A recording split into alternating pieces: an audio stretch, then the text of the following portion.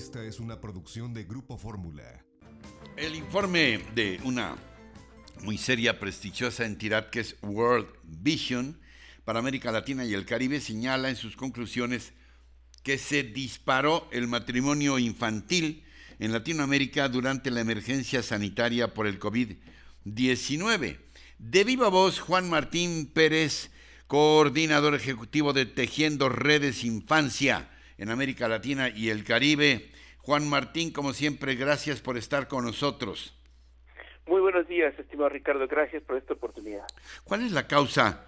Bueno, en el escenario de la pandemia, por supuesto, pero ¿cuáles son las causas, los detonadores de que niñas y adolescentes se estén casando a una edad muy temprana? ¿Es verdad que se registra un matrimonio de una menor o un adolescente a un ritmo de 22 cada minuto en promedio en América Latina? Juan Martín, a ver, te escuchamos. Sí, efectivamente. De hecho, este estudio que realiza esta organización internacional hace una recuperación a nivel global y destaca, como son los datos oficiales, que en el caso de América Latina tenemos un incremento. De hecho, hablan de que se duplicó los matrimonios infantiles. Hay que tener presente que en los últimos 7 años en promedio hemos logrado avanzar en la prohibición explícita de los matrimonios por la vía legal en los países, pero mucho más grande en términos estadísticos es la unión temprana o las uniones de hecho. Y hay 3 grandes factores que están documentados. El primero, claramente, es una condición de desprotección por su género, y las condiciones económicas llevan a que muchas familias entreguen literalmente a sus hijas a un matrimonio generalmente con una persona mucho mayor que ellas, con más ingresos económicos, incluso en sectores pobres, como una manera de sobrevivencia. Al final, históricamente, los matrimonios o las uniones le confieren, en este caso a las niñas, un estatus que no tendrían si son solteras. Lamentablemente, la evidencia nos da cuenta que estas uniones tempranas se traducen prácticamente de forma inmediata en embarazo temprano, una secuencia de embarazos que van a tener una implicación muy grave en su cuerpo en términos metabólicos, pero sobre todo porque quedan fuera de la escuela, quedan dependiendo económicamente en una relación machista, y esto tiene afectaciones en perspectiva de su desarrollo y futuro. Juan Martín, a esto se debe, por aquí estaba buscando un dato de este informe que dice 8,875 menores de 14 años fueron madres durante el 2020 en América Latina, y de cuántos estamos hablando aproximadamente en México. Sí, en el caso de América Latina varía un poquito el número en perspectiva de porcentaje. Por ejemplo, podemos hablar en el caso mexicano de 8 de cada 100 niñas que tienen o reportan tener un hijo nacido vivo. Me voy directo al tema del embarazo porque hay una relación directa, señalando nuevamente, Ricardo, que además del matrimonio, que en el caso mexicano ya está prohibido legalmente, pero siguen existiendo las uniones tempranas. En América Latina, en la zona del Caribe es la que tiene el primer lugar, que alcanza hasta el 15% de las niñas que pueden ser o haber reportado ser madres antes de los 17 años de edad. Esto lamentablemente cruza con una visión muy machista de convertir a las niñas en objeto sexual, en el contexto lamentablemente familiar, que es donde suceden estas condiciones. ¿Hay todavía un comercio de parte de algunas familias de sus hijas, de sus niñas? En algunas comunidades indígenas se ha documentado esto, que desde nuestra mirada más occidental podríamos traducir como venta de niños.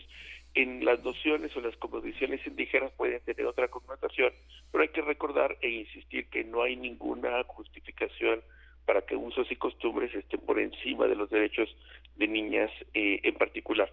De tal suerte que esto ya quedaría como un delito de trata, y sí, lamentablemente sigue persistiendo en algunos pueblos originarios y en algunas zonas, donde la pobreza forza a que se den estas modalidades de trata, no justificables, pero que lamentablemente sigue sucediendo ante la ausencia de los estados y la ausencia de programas públicos.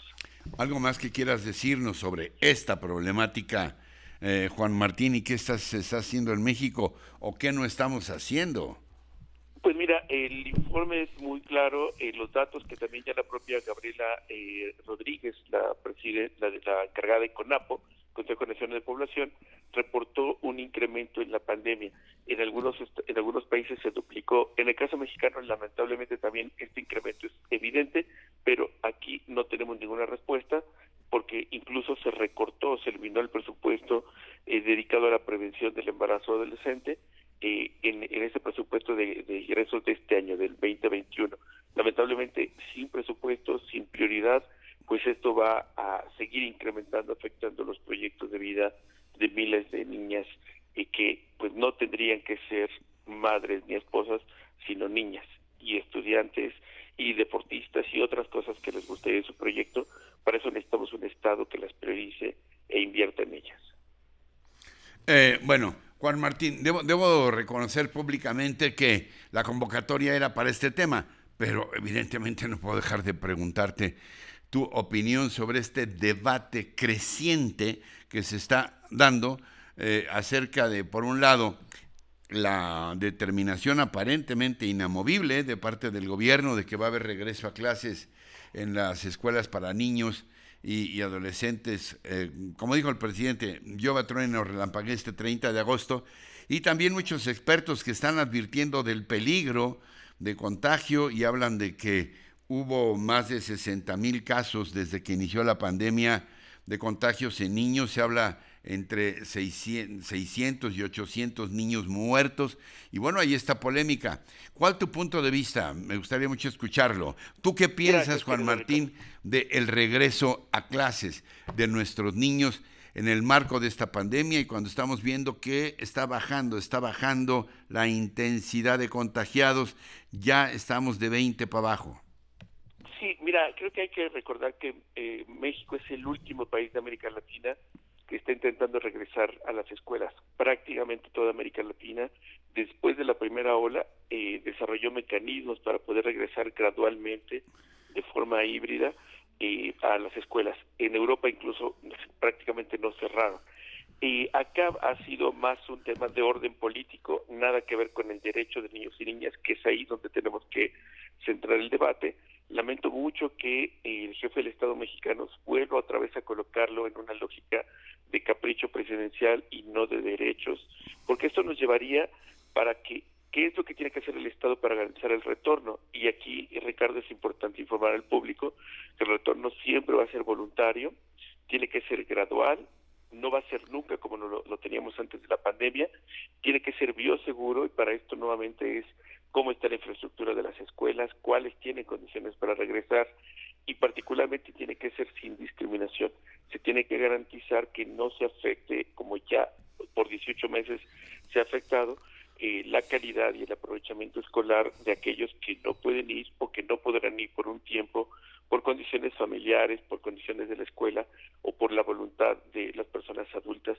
Entonces, animaría a Ricardo a focalizar el esfuerzo en el derecho a la salud, a la educación que tienen niños y niñas, en todos los daños que ya tienen por 18 meses, y exigir al Estado mexicano que cumpla con lo necesario para que se pueda dar este retorno gradual en aquellas entidades, municipios donde sea viable, y donde no, tenemos que seguir exigiendo para que se invierta el recurso en la infraestructura para agua. Ahora con el cierre, el confinamiento, hay muchas escuelas que están reportando robo de equipamiento, incluso de muebles de baño. O sea, se va a tener que trabajar intensamente en ello, priorizando su derecho a la educación y ya reduciendo la afectación que ha representado este confinamiento. Así es que animaría a Ricardo a reorientar el debate, no en un capricho presidencial, sino en el derecho que tienen ellos y ellas y las obligaciones del Estado para que este retorno sea seguro, gradual y sin discriminación.